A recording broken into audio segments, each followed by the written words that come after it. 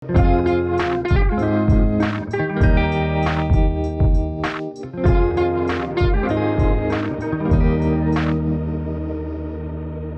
Normalina Sandora. Saya lahirnya di Riau, Selat Panjang. Itu saya sekeluarga itu semua orang Riau. Jadi saya kakak beradik berempat. Jadi yang dokter 2 sih. Saya sama adik saya yang laki. Saya ditanya mau jadi apa? Saya bilang mau jadi apoteker. Jadi saya mau buat obat gitu. Jadi pas ujian UMPTN yang saya isi dokter dan dapet dokter. Nggak tahu itu dari kecil ya. Saya juga nggak tahu kenapa saya tertarik gitu untuk mengobati. Cuman rasa untuk bisa tahu obat itu memang udah dari kecil kepengennya begitu.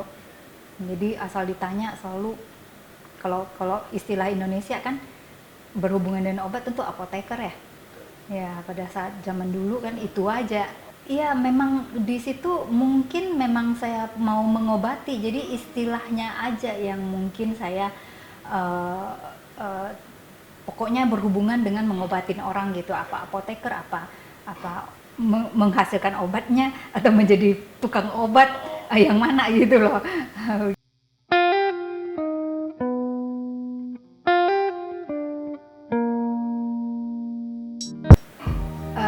Ya terus terang saya orangnya bagaimana ya, saya selalu menjalani aja begitu. Jadi saya nggak pernah terpikir, saya tak pernah punya ada strategi begitu. Jadi saya menjalani aja dengan ya untung damai aja begitu, lancar aja begitu. Jadi selama ini memang nggak ada kendala sih, teman-teman semua baik, kita sama alumni kita sangat dekat begitu. Jadi ya berjalan begitu saja dengan waktu, sudah cukup waktu untuk tamat, saya tamat begitu. Diikutin aja. Diikuti. Untung arusnya nggak kenceng gitu, mengalir aja. Jadi waktu itu saya kerja ya, kita dokter umum ya, kita kerja di rumah sakit itu saya rasa 6 tahun ada. 6 tahun, setelah 6 tahun baru saya sekolah. Itu kita kan kerjanya di UGD Poli.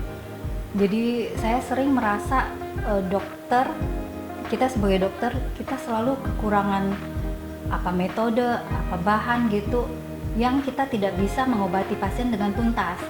Jadi selalu ada missing gap begitu, dan saya selalu terpikir masa sih saya mau sampai tua sampai mati di UGD gitu, kayak gini terus nanti kira-kira 30-40 tahun ketemu juga begini juga. Jadi saya ya akhirnya saya coba lamar pegawai negeri. Tahun 2006 saya masuk Fakultas Kedokteran jadi dosen. Saya orangnya suka sharing. Jadi kalau misalnya kadang-kadang saya misalnya ya di Santa Maria aja, apalagi kita banyak pasien TBC loh. Jadi saya waktu dulu itu saya setiap hari saya mencatat pasien TBC baru saya berapa, pasien TBC yang kontrol berapa. Jadi saya selalu memonitor itu gitu loh. Jadi kemudian kalau dari waktu kuliah pun pada saat liburan kadang-kadang saya ada teman orang tua ya, kembali pulang waktu masih kuliah kedokteran itu, teman papa atau saudara gitu, ada punya misalnya pabrik air di Riau gitu. Jadi liburan itu saya main ke situ, saya teliti air minum Pekanbaru waktu itu. Jadi saya rasa mungkin itu jalan hidup kali ya. Dan saya nggak pernah menggali kenapa saya begini, saya ikuti aja. Jadi pas kenapa jadi dosen, ya mungkin karena saya pikir ya saya coba jadi dosen terus supaya bisa sekolah lagi, terus kemana begitu. Jadi saya melamar jadi PNS, itu sebenarnya 2 tahun sih, cuman prakteknya kan jadi berkurang karena ya tidak boleh kan, jadi kita lebih fokus PNS. Mungkin kali ya, kalau kadang-kadang kita berjalan begitu kan, sampai ke terakhir kita melihat kebalik kok, oh ya ternyata memang begini jalannya ya. Jadi setelah jalan itu kayak sekarang Bapak bilang, saya ngajar biologi kedokteran, terus kayaknya kalau di zaman-zaman itu kan sepertinya tidak ngetren ya biologi kedokteran ya. Jadi saya memang milihnya di biologi kedokteran. Jadi waktu itu sudah 2 tahun saya kemudian mulai sekolah tahun 2009 ke Monash Australia, ngambil bayi tabung. Ya itu kan saya milih sendiri gitu, karena kan cabang yang saya ajar, keilmuan yang saya ajar di FK Undri. Saya rasa memang niat ke sana sih, cuman kendalanya pertama ya susah dapat beasiswa. Beasiswa itu saya bisa bolak-balik kayaknya hampir 2 tahun. Saya kalau setiap apply itu saya ikutin. Jadi misalnya pagi saya dari Riau itu ke Jakarta cuman untuk track, saya punya form, saya punya aplikasi. Terus selesai misalnya dari airport langsung ke Senayan, ke Dikti langsung balik lagi ke airport pulang begitu. Jadi kadang-kadang sudah saya track, nanti tidak ada lagi, nama saya hilang, terus saya datang lagi, track lagi, masukin lagi, begitu berulang-ulang begitu. Terus sampai dibilangin sama petugasnya itu, ya ibu lihat aja filenya banyak bisa hilang. Ya siap mental lah, siap mental keluarga kan, karena kita sudah berkeluarga, jadi ya keluarga kan harus ada support juga di Monash. Jadi saya ada satu teman dari Solo itu Mila, jadi ada 2 kita berdua dari Indonesia sama. Ya itu saya belajarnya 1 tahun sih, 1 tahun. Jadi sebenarnya itu keilmuannya ternyata lebih ke profesi, bukan riset base. Jadi itu lebih ke pelayanan kepada pasien infertil yang tidak bisa punya anak. Kemudian yang menarik dari situ, pada saat saya mulai sekolah, mulai belajar, saya mulai tertarik pada stem cell. Jadi pada saat tahun-tahun terakhir itu saya mulai cari info tentang stem cell, sekolah stem cell. Jadi maksudnya ketertarikan saya untuk stem cell itu pertama dari bayi tabung itu. Bayi tabung itu kan ada embryonic stem cell ya. Jadi yang paling immortal lah pokoknya.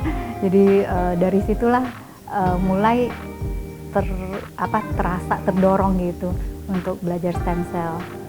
Jadi waktu udah mau selesai, saya juga terlibat dengan beberapa proyek penelitian yang ada di Monash IVF. Saya ikut mentraining teman-teman yang kan mereka biasa kalau di Monash itu mereka kadang-kadang bikin training misalnya pembekuan embrio sperma. Jadi saya disuruh ikut mentrain gitu pada saat-saat terakhir. Mungkin saya merasa waktu saya mulai belajar tentang sel, tentang biologi sel, itu saya sangat yakin bahwa stem cell ini bisa dipakai, bisa kita kembangkan untuk mengobati sesuatu yang saat ini belum bisa diobati. Saat itu. Jadi saya sudah melihat banyak, saya sudah mulai membaca banyak. Saya lihat kemungkinan stem cell ini untuk bisa dikembangkan secara visible maupun keilmuan yang bisa diteruskan, itu sepertinya peluangnya sangat besar begitu. Jadi saya lihat ini stem cell sangat bagus begitu. Makanya saya sangat tertarik. Saya rasa as far as I remember ya, sejauh saya ingat, saya rasa saya tidak begitu ya, saya tidak nggak ada. Karena kan kita ilmu kedokteran umum itu kan sangat banyak. Jadi untuk mempelajari yang basic aja mungkin saat itu untuk zaman itu mungkin kita diberikan yang basic memang yang paling penting. Kemudian yang advance itu saya rasa dan saya belum terekspos. Waktu itu saya terpikir kayak rejuvenalisasi dan terapi jaringan rusak. Nah itu yang kebayang sama saya waktu itu, harapan saya waktu, makanya saya mulai mencari kemana sih saya kalau mau belajar stem cell kemana begitu, baru mulai browsing. Ya masih di Australia, udah selesai kita kan nunggu wisuda. Jadi saya udah mulai ya ada waktu ngerjain yang lain lah, browsing yang lain begitu. Terus apply, coba bertanya. Misalnya saya waktu itu saya memang langsung saya cari ke Inggris sih. Saya lihat ketemu Inggris, langsung saya email bertanya, terus komunikasi begitu. Jadi masih di Australia waktu itu. 2010, awal 2010. Ya mereka bersedia menerima saya begitu, asalkan mereka kan sangat ini ya, mereka lihat ijazah S2 kita apa, background kita apa gitu ya, jadi ya begitulah.